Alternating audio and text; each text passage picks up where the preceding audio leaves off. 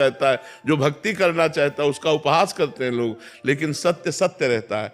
उपहास सह जाओ।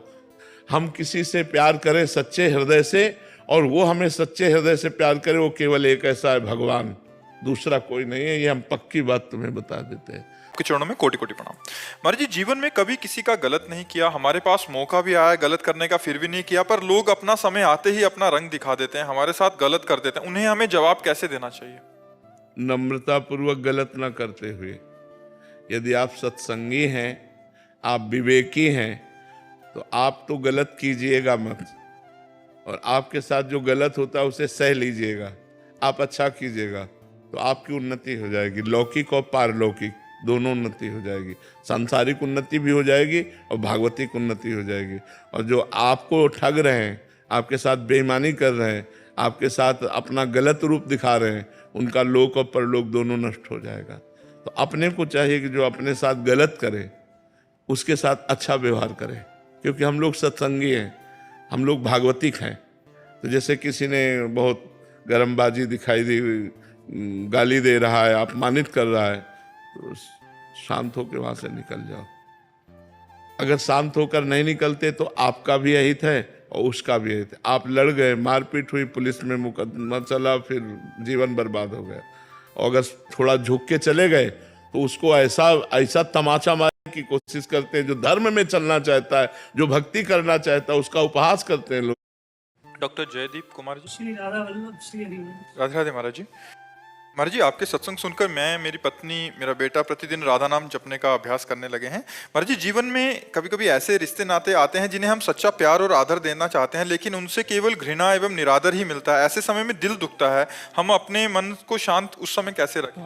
भगवान का स्मरण करके, भगवान का स्मरण करके, क्योंकि यहाँ कोई सच्चे हृदय से प्यार करना नहीं चाहता।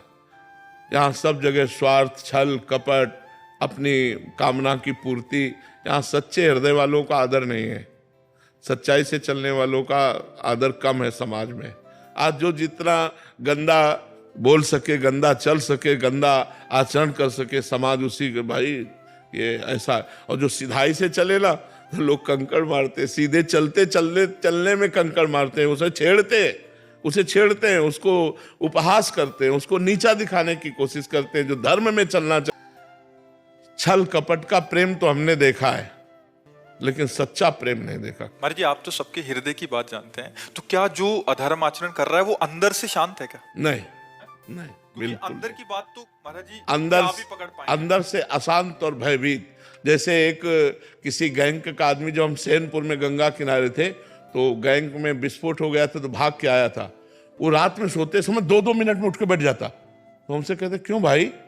बोले, मुझे डर है। तो जो दूसरों की हत्या किए हुए, जो पाप किए हुए, वो चैन से सो नहीं सकते, चैन से खा नहीं सकते, उस मतलब चैन से 1 मिनट नहीं रह सकते। केवल बाहरी रूप तुम्हें दिखाई देती है कि लॉन्ग बोट पहरे, राइफल लिए और बड़ा ऐसा। फायदा क्या हुआ महाराज? तो बस यही तो जीव का भ्रम है, यही जीव का भ्रम है। वो फायदे के लिए अगर समझे तो भगवान का मार्ग है। ये तो अच्छे, यही रोड के किनारे पड़े हैं, ये क्योंकि वो अधर्म नहीं कर रहे हैं ना, इसलिए वो रोड के किनारे चैन से सो रहे हैं। और वो गद्दा में भी बैठकर चैन से नहीं सो पा रहा था, 2-2 मिनट में उठ के बैठ जाता। कोई आया क्या, कोई मेरे विषय में पूछा क्या? वो एकदम घबरा रहा था और राइफल बगल में रखे हुए भयभीत है, अशांत है, चित्त बेचैन है।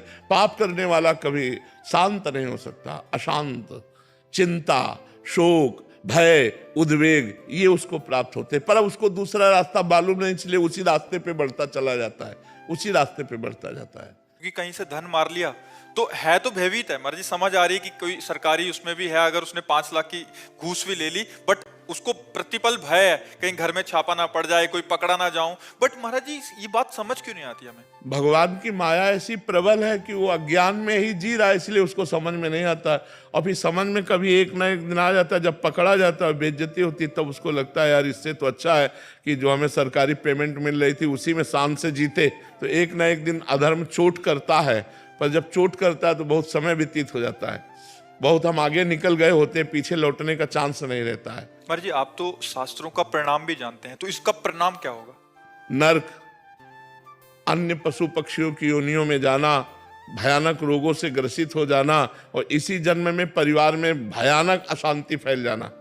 ये पक्का बात। पक्का, बिल्कुल पक्का है। अगर आप घूस लोगे, अधर्म का पैसा लोगे, तो आपका परिवार कभी सुख चैन और शांति से नहीं रह सकता। आपके लड़के, आपके परिवार वाले ही आपको उसका परिणाम दिखा देंगे कि आपने जो कमा के दिया है वो अशांति और दुख का कारण है, अशांति और दुख का कारण है। श्री हरिवंश महाराज जी, महाराज जी आपकी अपार कृपा से मैंने समस्त दुष्कर्म जैसे व्यभिचार, मादक पदार्थों का सेवन, धूम्रपान, झूठ बोलना, चोरी करना, पैसे का छल कपट करना को त्याग दिया। परंतु एक मन में बहुत खेद है कि आप इतनी देर से क्यों मिले महाराज जी? आज जीवन की 46 वर्ष की आयु व्यर्थ हो। इस विषय पर न सोचे, अब ये सोचे कि जब से मिले हैं तो अब हमको समय नष्ट नहीं करना, अब हमको अच्छे से समय गुजारना है।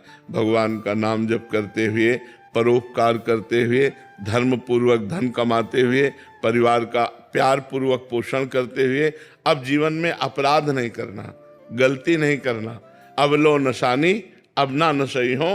तो जितनी श्वासें हैं, जितना आपका समय है, वही भगवत प्राप्ति के लिए पर्याप्त है। उसी से भगवान की प्राप्ति हो जाएगी। हमें जो समय अब मिला है, हम जग गए तो अब हमसे गलती ना होने पावे, ये सबसे बड़ी बात है।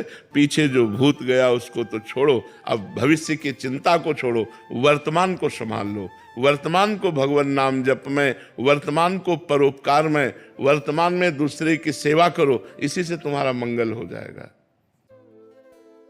अंजू जिंदल जी। राधे राधे महाराज। महाराज जी आपके चरणों में कोटि कोटि प्रणाम। महाराज जी मेरे प्रश्नों के सारे उत्तर तो आप अपने आप ही दे देते हैं। मुझे तो सिर्फ इतना पूछना है कि आपको मेरे और मेरे जैसे जितने भी लोगों का प्रश्न होता है उनका उत्तर और प्रश्न दोनों कैसे पता लग जाता है? क्योंकि सब यही कहते हैं कि हम प्रश्न सोचा और अगले दिन महाराज जी ने हमारे प्रश्न का उत्तर नहीं, इसमें मुख्य बात भगवान की है, जो हमारे भी हृदय में बैठे और आपके भी हृदय में बैठे हुए। तो आपके हृदय में कोई ऐसा प्रश्न हुआ और किसी ने आप प्रश्न कर दिया और उसका उत्तर आपको मिल गया, तो इसमें मुखिया भगवान हुए ना। मुख्य तो भगवान हुए, जो प्रश्नकर्ता से वही प्रश्न कराया जो सैकड़ों लोगों के हृदय में चल रहा था, और उत्तरकर्ता के हृदय में बैठ के उत्तर दे दिया। तो प्रश्नकर्ता और उत्तरकर्ता और श्रोता तीनों में मुख्य भगवान हुए कि नहीं हुए? तो भगवान का ही ये सारा खेल है। पर महाराज जी अगले दिन ही कैसे होता है कि प्रश्न का उत्तर अपने आप ही आ जाता है? हाँ, तो भगवान का ही खेल है, इसमें हमारा क्या खेल? हम तो कच्चा नौ पढ़े, हमें तो कुछ ज्ञान नहीं है, भगवान ही सब बुलवाते हैं। अनन्या सिंह जी। राधे राधे महाराज। राधे राधे महाराज जी। महाराज जी ईमानदारी पे भी चलने पे कभी कभी कष्ट भोगने पड़ते हैं, और क्या ये प्रारब्ध हम अपने अच्छे और सच्चे कर्म से सही नहीं कर पा रहे? नहीं, इसमें वर्तमान के सत्य मार्ग में चलने की कमी का कोई प्रमाण नहीं होता। इसमें होता है हम सत्य चल रहे हैं, लेकिन इस समय हमारा बुरा प्रारब्ध चल रहा है। तो देखा जाता है कभी कभी धर्मात्मा पुरुष दुख भोगते हुए और पापात्मा पुरुष सुख भोगते हुए।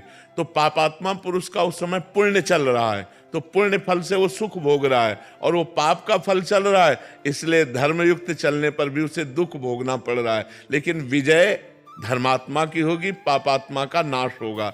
जैसे कुछ समय तक 12 वर्ष का वनवास, 1 वर्ष का अज्ञातवास पांडवों को भोगना पड़ा, और सम्राट पद पर दुर्योधन बैठे खूब फूला, लेकिन अंत में हस्तिनापुर नरेश महाराज युधिष्ठिर हुए और कौरवों का सम्यक विनाश हुआ। तो पापात्मा पुरुष कभी कभी सुखी देखा जाता है वो अपने पुण्य बल से, और जब उसका पुण्य क्षीण हो जाएगा और वर्तमान का पाप और पुराना पाप जुड़ेगा, तब वो ब्लास्ट हो जाएगा, तब वो नष्ट हो जाएगा। तो हमें चाहिए धर्म से ही चलना चाहिए, भले दुख मिले तो हमारे पूर्व पाप का परिणाम है, उसे हम भोग लेते हैं, आगे हमारा मंगल होगा। ये पक्का निश्चित बात है, इसमें कोई भी संशय नहीं है। तो ब्रह्मास्त्र का प्रयोग मच्छर मारने के लिए जैसे नहीं किया जाता, ऐसे ही अपने भजन का प्रयोग अपने रोग नाश के लिए नहीं किया जाता। ये भजन का ही बल है कि हम आपके बीच में बैठे हैं ऐसी स्थिति पर भजन का बल का प्रयोग भगवान की प्राप्ति है, ना कि इस नाशवान शरीर को स्वस्थ कर लेना। अगर स्वस्थ भी होंगे और कल मरना है तो मर ही जाएंगे, और अगर हमें 10 साल जीना है तो अस्वस्थ होते हुए भी हम 10 साल जिएंगे और वो कार्य करेंगे जो एक स्वस्थ पुरुष भी नहीं कर सकता है। तो हमें चाहिए अपने भजन का प्रयोग सुख दुख में नहीं, भगवान की प्रसन्नता में प्रयोग करना चाहिए। तो भगवान प्रसन्न हो गए तो जा पर कृपा राम की हुई, ता पर कृपा करे सब कोई, सब मंगल हो जाएगा, सब आनंद हो जाएगा। मनोज गांधी जी करनाल से। महाराज जी